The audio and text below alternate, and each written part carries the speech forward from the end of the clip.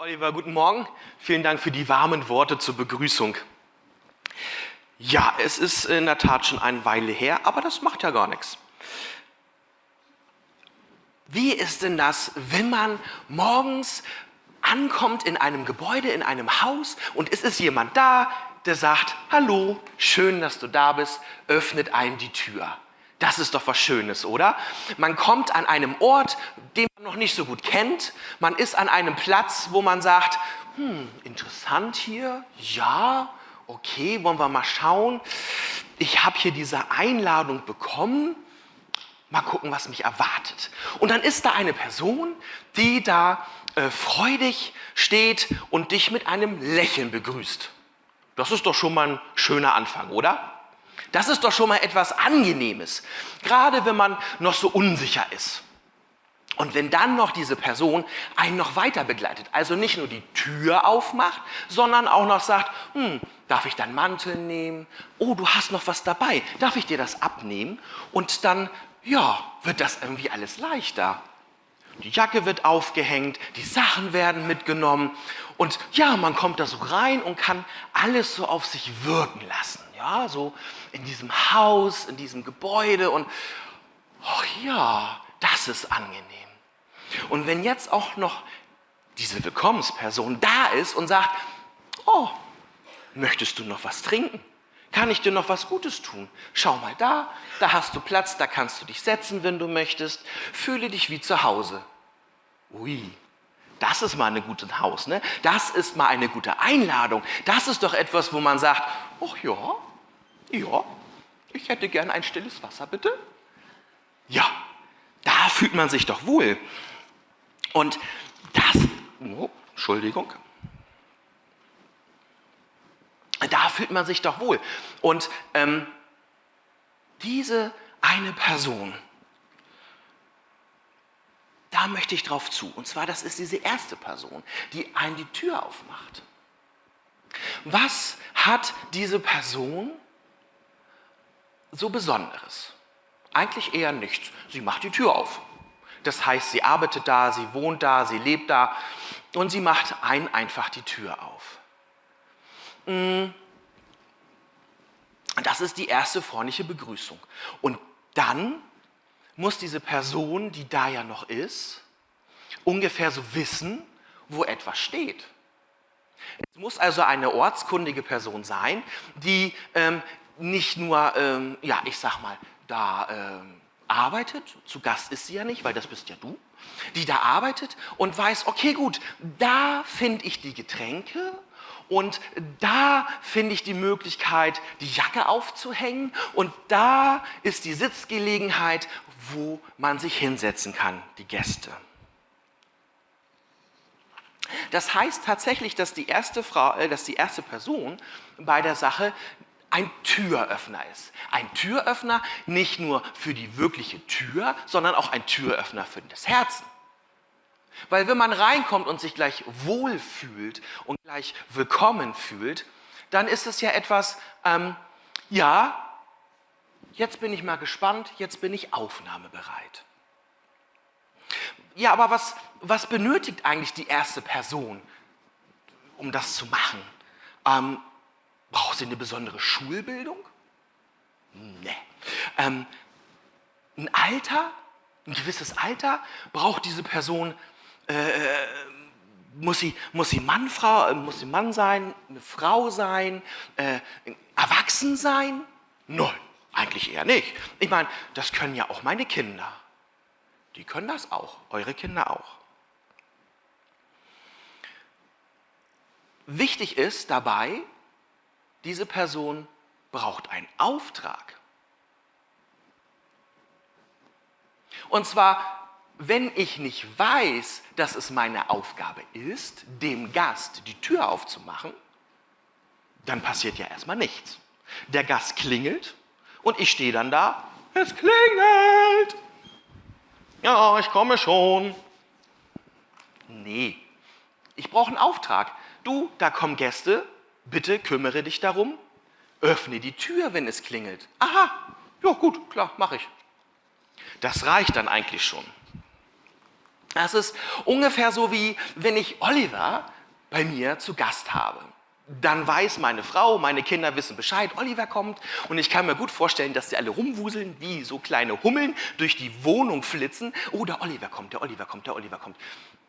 Und dann als Hausherr muss ich eigentlich nicht viel machen, wenn es klingelt.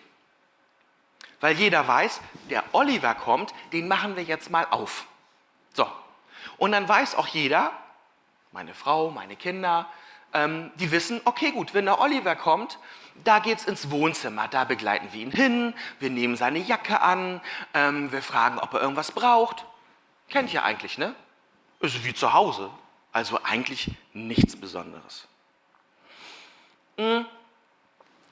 Das bedeutet ja auch eine gewisse Vertrautheit, die man dabei hat.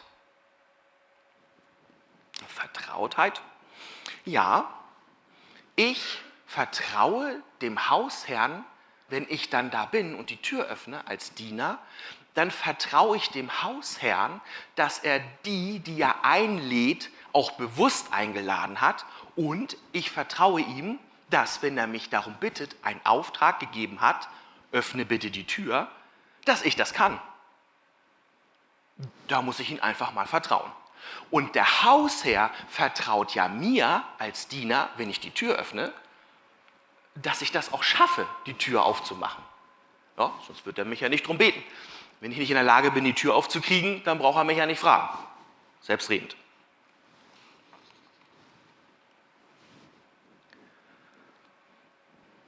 Also, wir haben gelernt oder gehört, du brauchst nicht viel, wenn du einen Auftrag vom Hausherrn bekommen hast.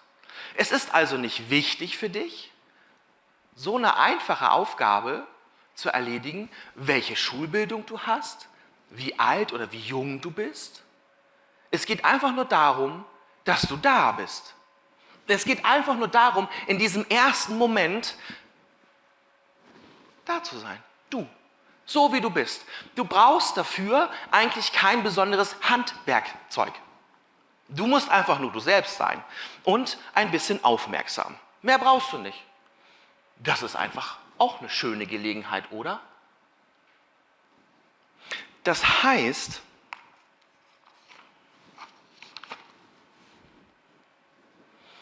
du kannst dich eigentlich zurücklehnen, egal was da kommt. Denn du hast nicht eingeladen. Das bedeutet aber auch, dass du für den weiteren Ablauf eigentlich nicht so viel Sorge zu tragen hast, weil du ja gar nicht der Gastgeber bist. Das ist doch eigentlich auch ganz entspannt, oder? Das heißt, du als Dienender oder als Dienende bist eigentlich gar nicht so in der Verantwortung mit der Vorplanung. Das ist ja auch was Entspannendes. Sondern du bist einfach in dieser Situation drin und du vertraust einfach, dass das, was jetzt passieren wird, der Herr, dein Chef, sich schon so gedacht hat. Weil er hat ja nicht ohne Grund dich darum gebeten, die Tür aufzumachen und nicht ohne Grund darum gebeten, diese Person willkommen zu heißen. Da hat er sich ja bei was gedacht. Auch, dass er diese Person eingeladen hat, hat er sich auch bei was gedacht. Das weißt du ja vorher nicht.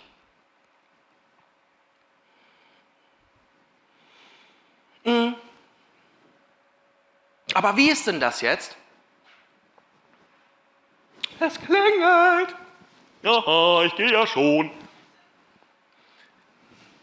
Was ist jetzt, wenn jetzt plötzlich dein Herr zuerst an dir vorbeirennt? Und das ist ja auch ein bisschen verquer, ne? Wir haben so schön das Bild da oben mit einem Diener. So, und normalerweise ist es doch so, dass die Herrschaft, der Herr, dem Diener einen Auftrag erteilt und der Diener diesen Auftrag umsetzt. Dafür ist er ja da. Dafür bekommt er ja auch ein bisschen Geld. Dafür bekommt er ja Lohn. So, aber was ist jetzt nun, wenn der Diener sagt, der Herr zum Diener sagt, Anna, ich mach das. Ist auch mal nett, oder? Aber wozu braucht er dann einen Diener? Ja, das ist ja auch ein bisschen komisch, ne? Während meines Theologiestudiums haben wir einmal im Jahr etwas Besonderes gefeiert und für mich und auch für andere war das ein wenig befremdlich zuweilen, weil es war ein besonderer Gottesdienst. Und dieser besondere Gottesdienst hatte dann zum Schluss ein Teil, es macht mir nichts aus, anderen das zuteil werden zu lassen als mir. Es geht um die Fußwaschung. Ich weiß nicht, hat das jemand von euch schon mal erlebt? Ja, kann man machen, habe ich auch schon gemacht, aber wie gesagt, ich habe damit keine Schmerzen, jetzt Oliver zum Beispiel oder meine Frau oder meinen Kindern die Füße zu waschen. Und das ist alles kein Problem, aber meine Füße, die halten wir da mal raus. So, ja, so bin ich nun mal, das ist... Finde ich komisch, dieses Gefühl, wenn jemand einen an die Füße fasst. Du kannst mich mal an die Füße fassen, den Spruch gibt es, aber nee, ist nicht ganz so meins. Naja, wie auch immer, jedenfalls kamen wir dann an diesen Punkt, wo dieser Gottesdienst war und ja, wir hatten folgende Vorbereitung, einmal im Jahr, das heißt gründlich duschen, die Füße waschen und so ein bisschen Fußpflege. Ja? Und dann sind wir nach dem Gottesdienst, also es war Sommer, wir hatten sowieso alle kurze Hosen an, Strümpfe aus, Schuhe aus und dann hinsetzen und dann kamen die Lehrer zu uns und haben uns die Füße gewaschen. Ja,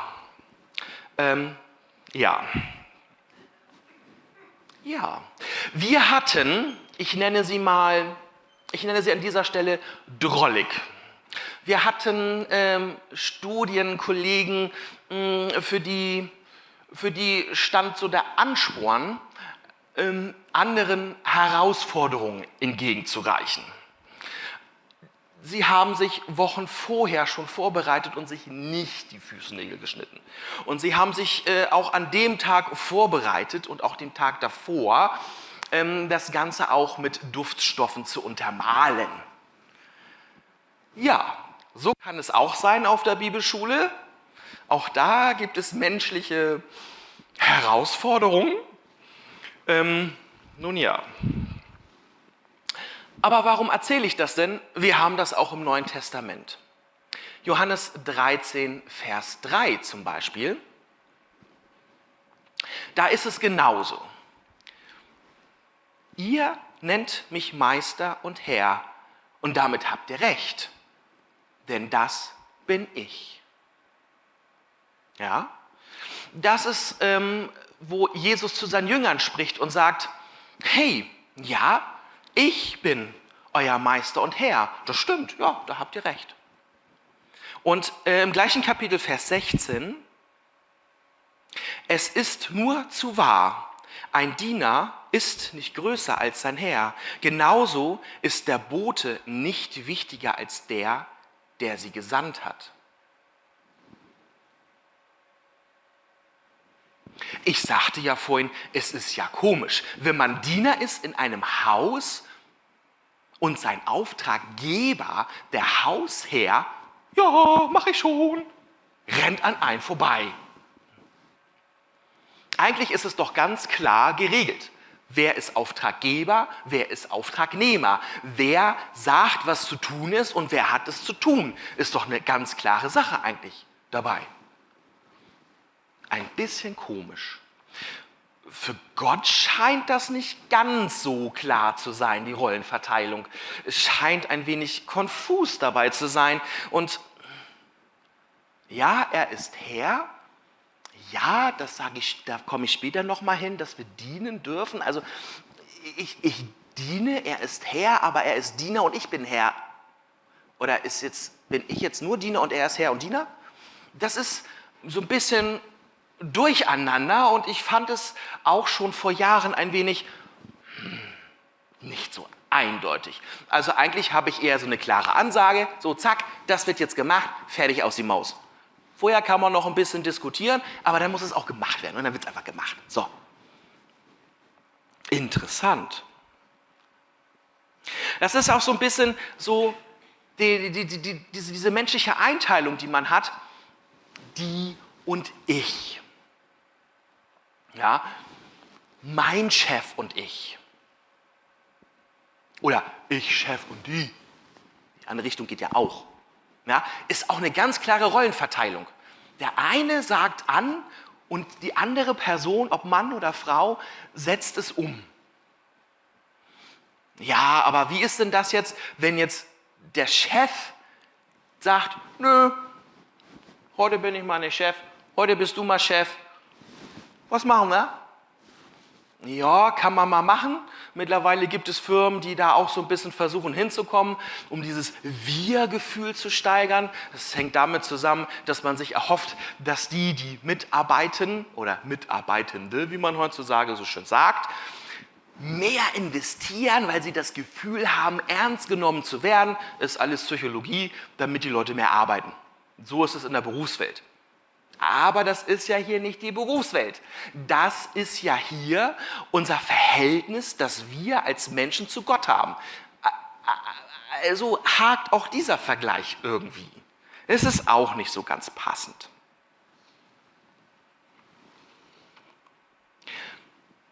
Passend wäre aber in diesem Fall zu sagen, okay, gut, dass die, ich sag mal, Herrschaft und der Diener mehr ein freundschaftliches Verhältnis haben. Weil jetzt sieht die Sache schon wieder anders aus. Wenn ich eine freundschaftliche Beziehung zu meinem Chef habe in der Firma zum Beispiel, dann bin ich eher bereit, ihm einen Gefallen zu tun und er ist eher bereit, mir einen Gefallen zu tun, aus der Freundschaft heraus und gar nicht so aus dieser Abhängigkeit zwischen Vorgesetzter und Mitarbeiter oder zwischen Herrschaft und Diener. Und ich denke eher, das ist hier so der springende Punkt, dass es gar nicht so um so ein Dienstverhältnis an sich geht, so dieses starre, es kommt nur von einer Richtung und geht nur in eine Richtung und der eine empfängt nur und führt es aus, sondern eher um eine freundschaftliche Beziehung zwischen demjenigen, der sagt, bitte tue das, und die Person, die es umsetzen soll.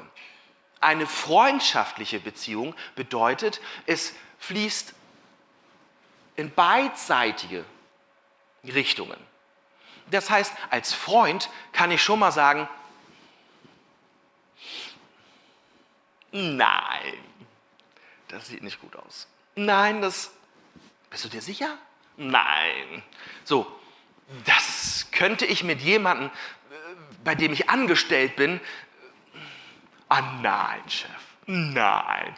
Bist du dir sicher? Ich meine, ich arbeite bei Lufthansa, ne, Flugzeuge. Nein, Chef. Bist du dir sicher, das kriegt ein Triebwerk? Nein, das ist doch viel zu laut. Nein. Oh, und wie das stinkt. Nein. Das mache ich morgen. Nee, ich glaube, das funktioniert nicht. Eine freundschaftliche Beziehung in diesem Fall wäre, da soll jetzt ein Triebwerk ran.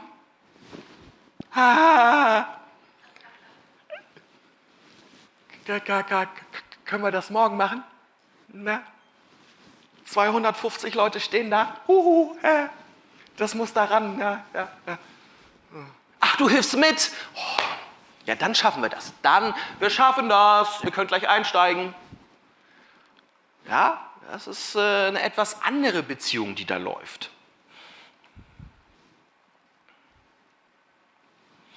Im Neuen Testament finden wir auch eine Bibelstelle. Das ist Matthäus 20, Vers 25 bis 28, die das versucht, so ein bisschen einzuordnen, wie das Gott so sieht, Chef sein, Auftraggeber sein und Arbeiter oder Mitarbeiter oder Dienerin. Doch Jesus rief sie zu sich und sagte, ihr wisst, dass in dieser Welt die Könige Tyrannen sind und die Herrschaft die Menschen oft ungerecht behandeln. Bei euch soll es anders sein. Wer euch anführen will, soll euch dienen. Und wer unter euch der Erste sein will, soll euer Sklave werden. Der Menschensohn ist nicht gekommen, um sich bedienen zu lassen, sondern um anderen zu dienen und sein Leben als Lösegeld für viele hinzugeben.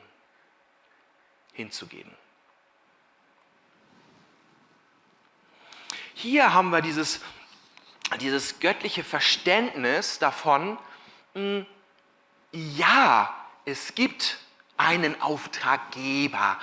Das ist unser Herr, das ist Gott. Und ja, er bittet dich, seinen Wunsch umzusetzen, den er an dich gibt. Aber das ist eine etwas andere Beziehung, die er zu dir führen möchte, die er mit dir leben möchte, wo du das umsetzt, als das, was wir aus der Welt so kennen, als das, was wir aus der Politik so kennen, als das, was wir aus der Wirtschaft so kennen. Es geht nicht darum, um dieses Ich bin dein Chef und du bist für mich da Prinzip.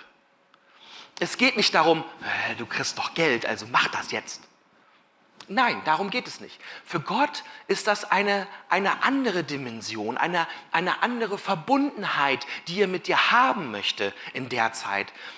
Es ist freundschaftlich, es ist eine Beziehung. Es geht nicht darum, um dir irgendeine Last aufzubürden, um dich einzuengen, um deinen Hals ein bisschen zuzuschnüren, um bei dir Druck aufzubauen, dass du aus dem Druck heraus etwas für ihn tust, dass du meinst, ich muss das jetzt machen, sonst kriege ich Ärger, sonst mache ich keine Karriere, sonst werde ich scheitern in der Gemeinde oder.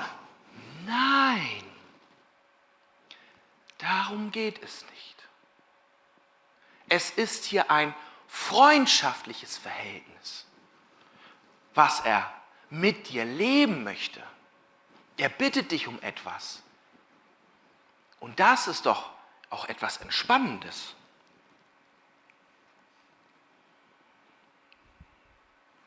Jetzt sagst du dir, okay, gut, Timo, ich habe verstanden, worum das heute Morgen geht. Es geht um das Thema Dienen. Korrekt. Jetzt gibt es aber Mitmenschen, ich habe sie vorhin schon erwähnt, ist es ein wenig schwierig, denen zu dienen. Aus verschiedenen Möglichkeiten, aus verschiedenen Motivationen oder Umständen heraus, wo man sich fragt,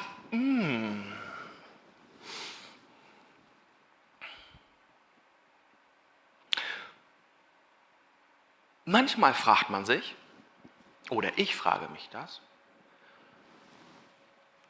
Herr, da hast du ja einen kuriosen Gast eingeladen in die Gemeinde.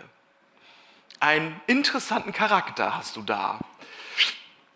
Ja, und den darf ich jetzt das Wasser reichen? Okay. Hier auch wieder ganz Suche, ganz ruhig. Wenn du bei dir einen Charakter um dich herum hast, in der Gemeinde, bei dir auf der Arbeit, ja, auch bei dir auf der Arbeit, und wenn du da einen Charakter um dich herum hast, wo du sagst, es ist interessant, was der sagt, das hätte ich jetzt nicht so gemacht. Ja, auch dieser Person darfst du freudig entgegentreten. Okay, eine Herausforderung. Ja, es ist eine Herausforderung, aber dazu komme ich gleich noch. Der Herr bittet dich drum. Noch was Schönes. Du als Diener hast ja gar nicht die Einladung ausgesprochen.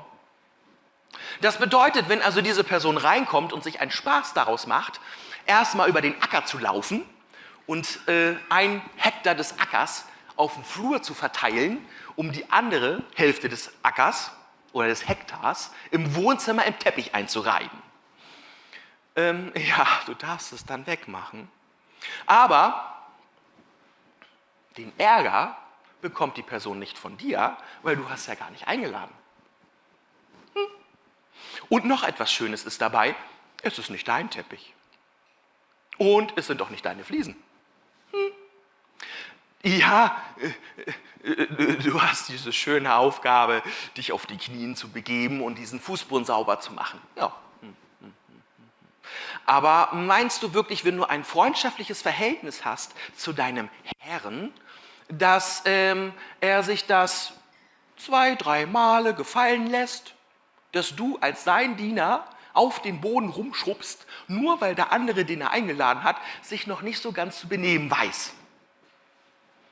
Ja, jetzt kommen wir aber auch dazu, der Herr kennt seine Pappenheimer. Ja? Er hat ihn ja eingeladen.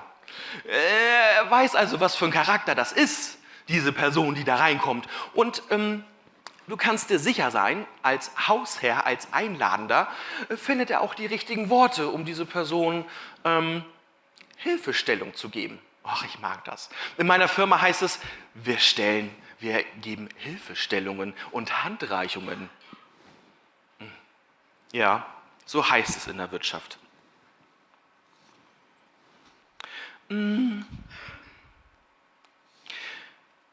Auch ist es so,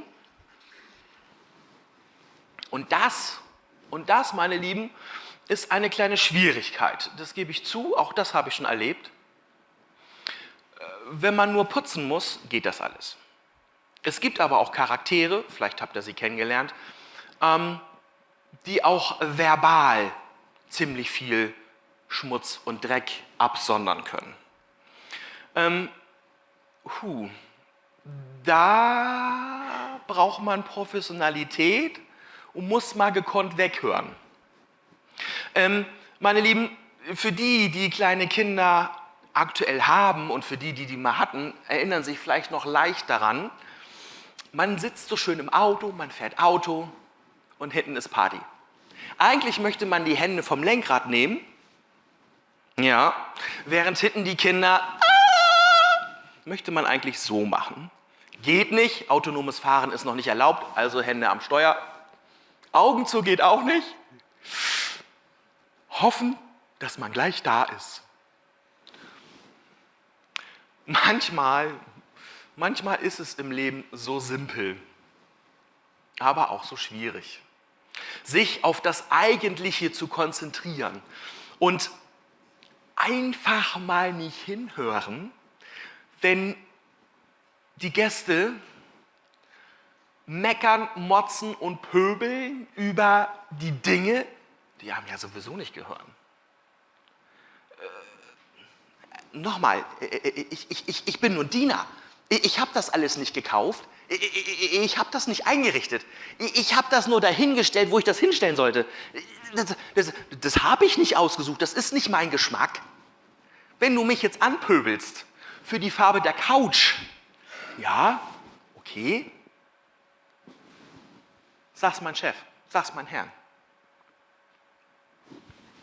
Und das ist vielleicht auch eine interessante Sache, dass wenn man nicht so ganz mit dem übereinstimmt, was um einen herum passiert,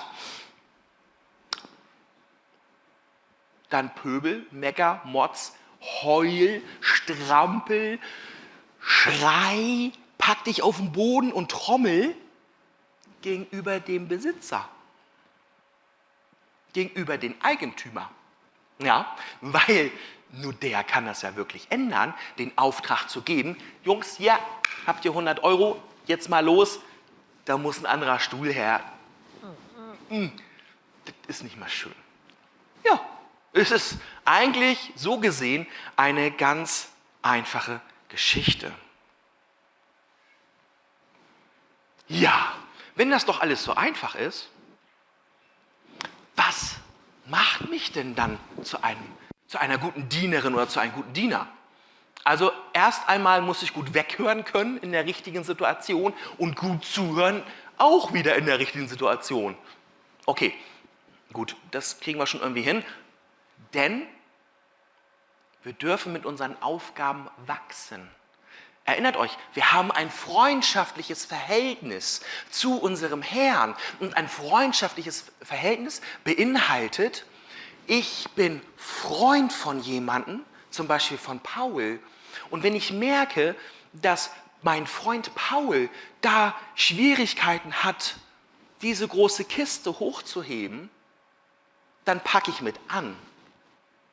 Oder ich sorge dafür, dass Paul eine Sackkarre bekommt oder ein anderes Hilfsmittel. Weil ich sein Freund bin, da gucke ich doch nicht hin. Ja, Paul, ja, dann pack da mal an. Na ja, hätte ich jetzt... Nee, also die Ecke hätte ich jetzt nicht angefasst. Ja, klappt nicht, ne? Das ist glaube ich, nicht freundschaftlich. Das ist nicht freundschaftlich. Auch solltest du es lassen, zu lügen. Ja, ehrbar, nicht lügen. Und vielleicht auch das ein oder andere Glas Wein oder Bier oder Schnaps in der Flasche lassen. Vielleicht auch nicht immer so zu gucken, okay, gut, mehr Geld. Ja, vielleicht auch da ein bisschen zurückhaltender sein. Evangelium oder auch das Geheimnis des Glaubens bewahren. Das ist auch interessant, komme ich gleich nochmal zu. Ein Diener sollte jeweils nur eine Frau, also ich als Mann nur eine Frau und die Frau nur einen Ehemann haben. Ja, Obacht, gegendert wird hier nicht, also ne, Mann und Frau, Frau und Mann, also Obacht. Und ein Haus gut vorstehen. Also den Kindern nach bestmöglichen Kräften, Gewissen, Möglichkeiten ein gutes Vorbild sein. Manchmal behaupten meine Kinder, kann ich natürlich nicht ganz so nachvollziehen, ich wäre manchmal ein wenig kindisch. Weiß ich nicht. Es gibt auch erwachsene Stimmen, die das behaupten. Aber ich glaube, das ist auch schon mal okay.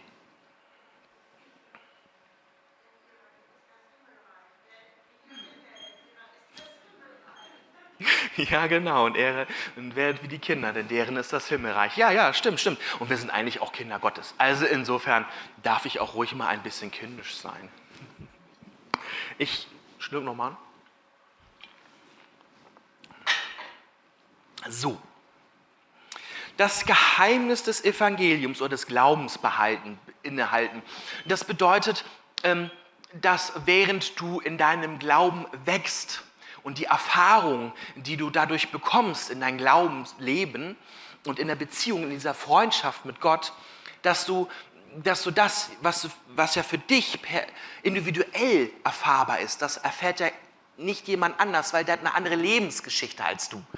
Dass du das nicht vergisst, dass du das nicht ignorierst, dass du das behältst für dich und immer wieder aus der Erinnerung rausholst und wieder aufrufst für das, was der Herr für dich in deinem Leben getan hat. Das bedeutet das, weil ein Außenstehender kann das ja nicht immer so nachvollziehen, was du im Einzelnen mit Gott erlebt hast in deinem Leben. Da gibt es ja ganz viele Momente, wo du vielleicht alleine bist mit Gott. Und das ist sozusagen ein Geheimnis, was du da hast. Und das sollst du behalten und für dich auch immer wieder abrufen können, dieses Geheimnis. Jetzt muss ich aber auch fairerweise und offen sagen, auch das habe ich gelernt in der Schule, dass wir im Text, in der Bibel, manches Mal hören oder lesen, Diener oder Sklave. Ja, ich möchte ehrlich und fair zu euch sein, das kommt durchaus vor, dass es Bibelstellen gibt, die von Sklaven reden und von Diener reden. Und hier ist doch ein großer Unterschied, denn ein Diener oder eine Dienerin bekommt dafür einen Lohn für das, was sie tut. Ein Sklave wiederum nicht. Ein Sklave bekommt keinen Lohn für das, was er tun muss. Die Dienerin oder der Diener hat sich freiwillig dazu entschlossen, diese Anstellung einzugehen oder diese Beziehung einzugehen. Es ist ein freier Entschluss. Bedeutet, dass der Auftraggeber, der Herr, schon da ist und sagt, ich habe hier einen Platz für dich. Möchtest du mir dienen?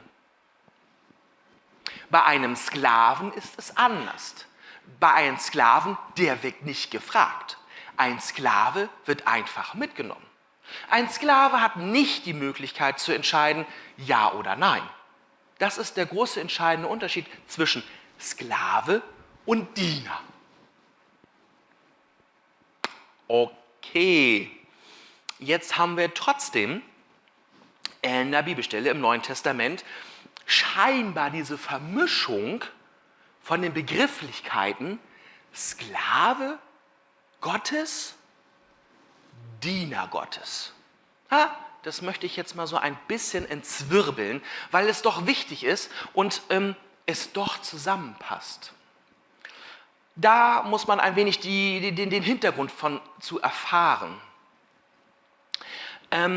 Und zwar der Schreiber Paulus, der in seinen Büchern, zum Beispiel in Epheser, das so eingeschrieben hat, dann geht es darum, dass viele Christen zur damaligen Zeit in einer Sklavenabhängigkeit waren.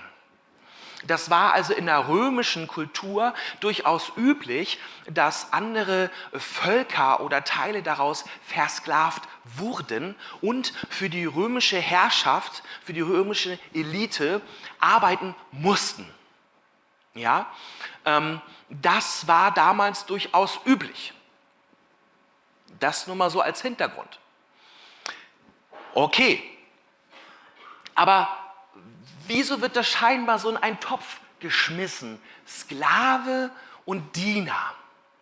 Nun, du kannst Sklave sein und gleichzeitig dienen.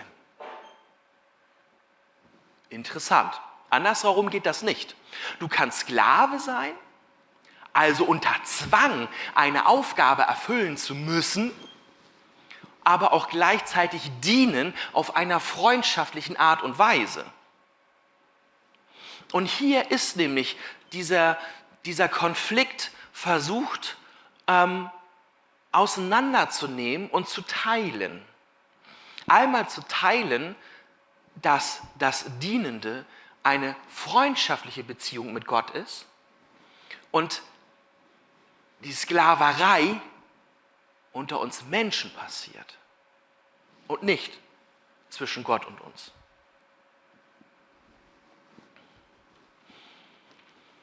Epheser 6, Vers 5. Ihr Sklaven, gehorcht eurem irdischen Herrn mit Furcht und Zittern, in Einfalt eures Herzens als dem Christus. Nicht mit Augendienerei oder als Menschengefällige, sondern als Sklaven Christi, indem ihr den Willen Gottes von Herzen tut. Also nochmals, es geht hier nicht darum, dass die Bibel oder auch die verschiedenen Schreiber der Evangelikalen und auch der Briefe davon sagen, macht euch frei von der irdischen Sklaverei. Es geht hier nicht um etwas Politisches. Es geht hier nicht darum, um eine gesellschaftliche Ordnung unter Druck und unter Zwang zu verändern. Das war nie das Ansinnen Jesu, als Retter dieser Welt politisch aktiv zu werden. Es ging nie darum, jetzt der damaligen römischen Herrschaft im politischen Sinne den Kampf anzusagen. Und das ist hier wichtig, das ist hier ganz wichtig. Es geht Gott nicht darum, Politik zu betreiben, sondern es geht um eine menschliche Beziehung. Ja, also Obacht, wenn ihr eine Predigt hören solltet, die das so ein bisschen vermischt, Politik und Glauben, passt auf, ja, passt auf. Darum geht es hier nicht, sondern es geht darum, dass, ja, du bist in einer Abhängigkeit, du bist in einer Sklaverei, ja, aber, der Herr ist immer noch dein Herr. Und obwohl du in diesem Käfig drin steckst, in diesem Zwang drin steckst, darfst du ihm trotzdem dienen. Das schließt es nicht aus. Das heißt, wenn du in deinem Leben, in deiner Situation dich eingeengt fühlst in einem Käfig, in einem wirtschaftlichen Käfig, vielleicht sogar in einem politischen Käfig, Gott sei Dank haben wir das in Deutschland nicht. Gott sei Dank haben wir die Freiheit hier, Gottesdienst zu feiern, mit der Tür offen. Gott sei Dank haben wir hier die Freiheit, draußen ein Programm machen zu können, ohne Angst zu haben. Aber es ist ja durchaus wahr bei uns auf der Welt, auf dem Globus, dass das nicht überall so ist. Dass man diese Zwänge hat von außen, dass man von außen eingeengt ist. Und dennoch darfst du und kannst du Gott dienen, obwohl um dich vielleicht ein Käfig zu sein scheint.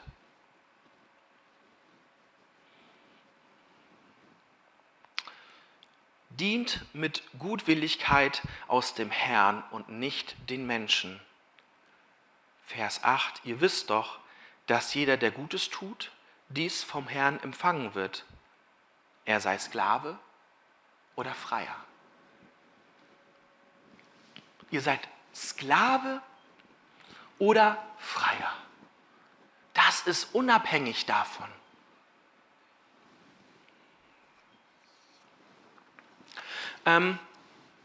Ich habe hier ein Beispiel. Und zwar, oftmals denkt man so, wir sind hier in Deutschland, die Welt ist schön, die Welt ist gut, hier ist das noch einigermaßen heil und wir können hier Gottesdienst feiern.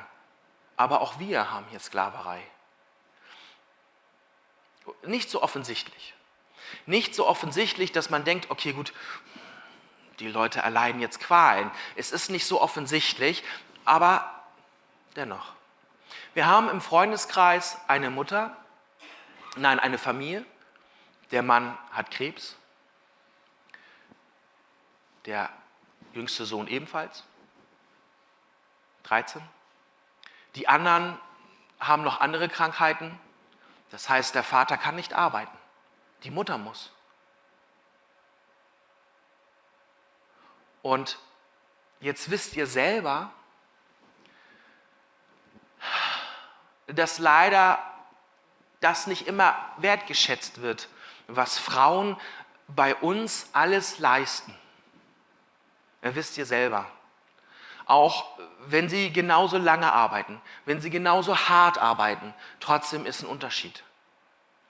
Und dadurch erwächst eine wirtschaftliche, verdeckte Sklaverei. Weil diese Mutter muss arbeiten gehen, und zwar das, was sie bekommt. Und sie hat nicht nur einen Job, sondern eigentlich 2 durchgehend mindestens, manchmal sogar 3. Und auch da kann sie nicht frei wählen. Und auch da hat sie nicht die Möglichkeit zu sagen, das ist jetzt schwierig mit meinen Kollegen, das ist jetzt schwierig mit meinem Chef. Sie ist in dieser Abhängigkeit drin. Sie kann es sich nicht leisten, wie ein Diener zu sagen, hör zu, mein Herr, die ganzen Freaks, die du einlädst, die sind mir ein wenig zu bunt. Das ist mir zu laut. Das ist mir zu schmutzig. Nee. Sie kann es nicht, weil sie für ihre Familie sorgen muss. Auch das ist eine Form von Sklaverei, weil sie eingeengt ist und gar nicht so für sich selber die Möglichkeit hat, einmal Ja oder Nein zu sagen. Das war mal ein Videoeinschnitt, der das, glaube ich, ziemlich gut beschreibt.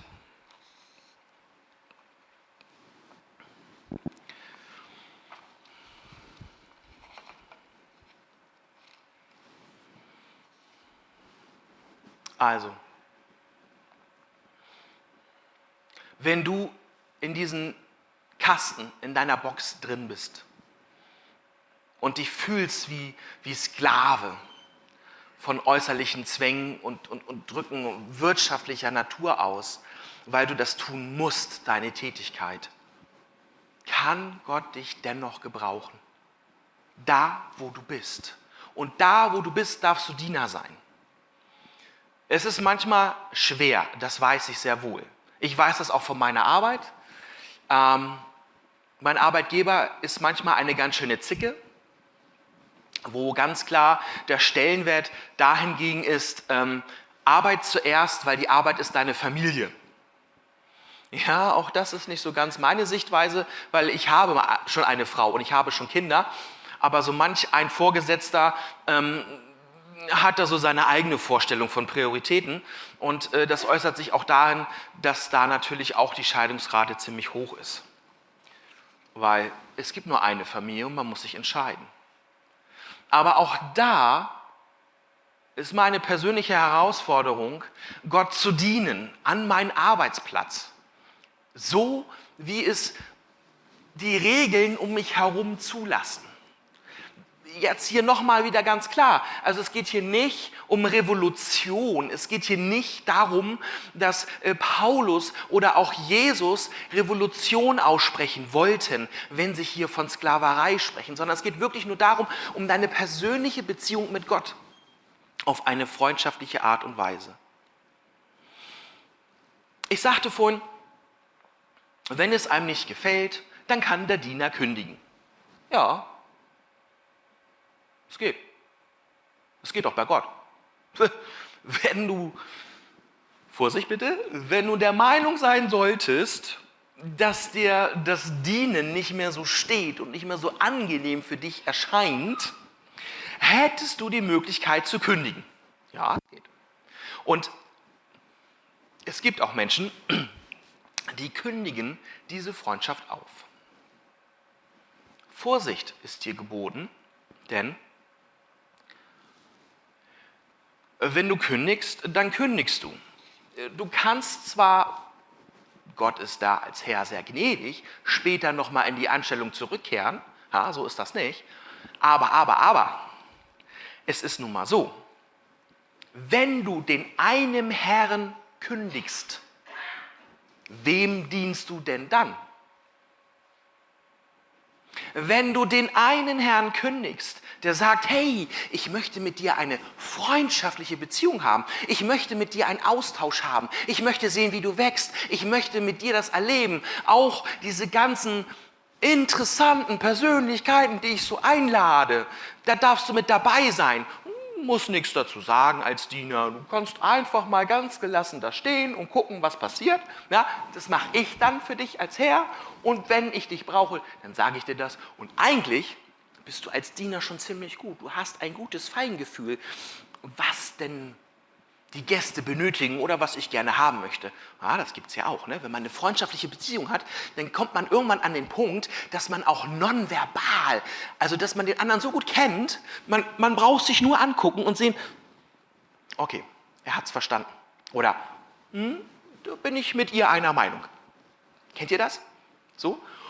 Und wenn du wirklich der Meinung sein solltest, und ich sage dir, tue das nicht, dass das nichts wert ist und du sagst, nee, ja, was ist denn dann? Matthäus 6, 24. Niemand kann zwei Herren dienen, denn entweder wird er den einen hassen und den anderen lieben, oder wird einem anhängigen und den anderen verachten. Ihr könnt nicht Gott dienen und den Mammon, also Besitz und Vermögen. 2. Mose 23, 24 bis 25 oder 25. Dient ausschließlich dem Herrn, eurem Gott. Wenn ihr das tut, werde ich euch mit Nahrung und Wasser versorgen und Krankheit von euch fernhalten. Das ist dieses Freundschaftliche, was ich gesagt habe. Diese freundschaftliche Beziehung, die der Herr, euer Auftraggeber, dein Herr mit dir haben möchte. Er möchte dich versorgen. Nicht so wie Sklaverei, hier hast dein Napf, Mahlzeit. Nein, das ist ein freundschaftliches Verhältnis. Was bedeutet es bei einem freundschaftlichen Verhältnis? Das bedeutet, Na, Oliver, hat's dir denn geschmeckt? Was darf ich denn nächstes Mal für dich kochen? Das ist ein freundschaftliches Verhältnis, was man hat.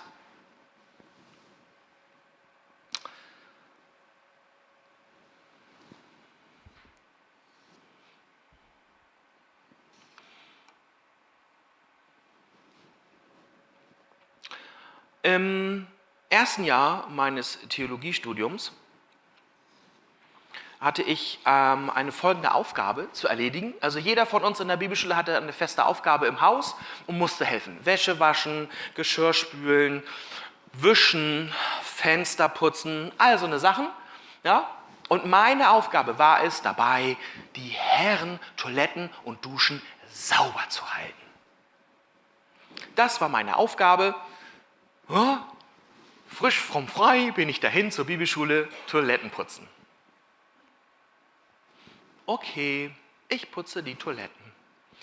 Habe ich getan, Gott sei Dank. Ich habe eine gute Erziehung genossen. So hatte ich schon mit jungen Jahren von 9 Jahre schon meinen eigenen Hausschlüssel und ich durfte schon mit 10 lernen, die Waschmaschine zu bedienen und auch schon für mich selbst zu kochen. Insofern hat es etwas Gutes gehabt, weil ich war in der Lage, nicht nur diese Putzmittel zu sortieren, sondern ich konnte damit auch was Gewinnbringendes anwenden. Also habe ich dann fleißig gewienert und geschrubbt und geputzt. Leider nicht mit sehr viel Erfolg, denn kurze Zeit später waren immer an den Wänden der Herrentoilette Fußabdrücke. Ja, Fußabdrücke. Ich bin dann einfach mal davon ausgegangen, dass jemand aus Langeweile seine Schuhe ausgezogen hatte und dann mit den Schuhen die Wände mit Schmutz tapezierte. Dieses wiederholte sich mehrere Monate. Ich schrubbte und wienerte, wie sich das gehörte, fleißig, fleißig. Und jemand oder irgendeine Person stempelte immer schön die Wände mit Dreck, also Straßendreck, also von den Schuhen. Schuhabdrücke waren zu sehen, Monate hinweg. Blieb natürlich auch nicht ungesehen. Ich musste mehrfach zum Rapport, zum Direktor, warum ich denn nicht meinen Dienst so ernst nehmen würde. Was mich denn daran hindern würde, diese einfache Tätigkeit des Putzens zu übernehmen. Es wäre ja auch als Bibelschüler und auch später als Pastor ja auch gut für einen selber, wenn man lernt zu dienen. Jo, hat er recht. Kann ich nichts zu sagen, hat er recht. Ja, es stellte sich dann raus, dass diese Person mal erwischt wurde von einem anderen Mitschülern. Ja, und tatsächlich, er machte sich einen Spaß daraus, lief vorher durch den Wald, schmuggelte den Schuh in einer Tasche wohl mit da rein und im Stehen stempelte er die ganzen Wände. Meinetwegen.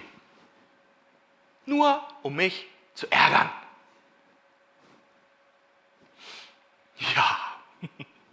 Ja. Aber was ist denn dabei, wenn du wirklich den Dienst treu ausfüllst, wenn du wirklich treu dienst und es scheint so zu sein, als wenn es einfach verpufft, was du machst, obwohl du dich anstrengst in dem, was du machst, obwohl du Herzblut da reinsteckst in dem, was du machst und andere Menschen zu dir sagen, reicht nicht ganz, oder? Der Herr weiß, was du machst. Der Herr sieht, was du machst. Und das ist das Entscheidende. Und irgendwann wird es offensichtlich, dass du was für ihn getan hast. Und zwar seinen Auftrag. Es geht nicht darum, um zu machen, sondern es geht darum, das zu tun, worum er dich bittet. Auch wenn man vielleicht Wochen, Tage, Monate keine Auswirkung sieht in dem, was du tust. Wenn es nur Beten ist. Was heißt hier nur? Wenn es nur Kaffee ausschenken ist. Was heißt hier nur? Wenn es nur hier so ein bisschen aufhübschen ist. Ja, was heißt denn nur? Wenn du einmal die Woche hierher kommst und ein bisschen im Garten nach dem Rechten schaust, ja, was heißt denn hier nur? Das ist nicht nur. Wir haben letzte Woche das schon von Ruben gehört, dass Kleinigkeiten für Gott nicht einfach nur Kleinigkeiten sind, die wir bringen können, die wir an Möglichkeiten, an Ressourcen haben, sondern für Gott ist das auch wichtig. Und das ist doch was Schönes. Psalm 100, Verse 2 bis 3. Dient dem Herrn mit Freuden. Kommt vor seinem Angesicht mit Jubel. Und Vers 3, erkennt, dass der Herr Gott ist. Er hat uns gemacht und nicht wir selbst, sein Volk und die Herde, seine Weide. Also, ist es nicht schön? Du darfst dienen, so wie du bist. Du brauchst nichts Besonderes haben. Du brauchst nichts Besonderes zu sein. Du brauchst nicht alt sein. Du musst nicht jung sein. Nein, das ist nicht wichtig. Du brauchst nicht Deutsch zu sprechen. Du brauchst nicht Englisch zu sprechen. Es ist nicht wichtig. Es ist nicht wichtig, welche Schuhe du hast. Es ist nicht wichtig. Halleluja, ist das nicht was Gutes? Diese freundschaftliche Beziehung, die wir haben können mit unserem Herrn, ohne irgendwelche Voraussetzungen, die wir mitbringen müssen, irgendwelche Schulabschlüsse, irgendetwas, was wir vorher sein müssen. Halleluja. Amen.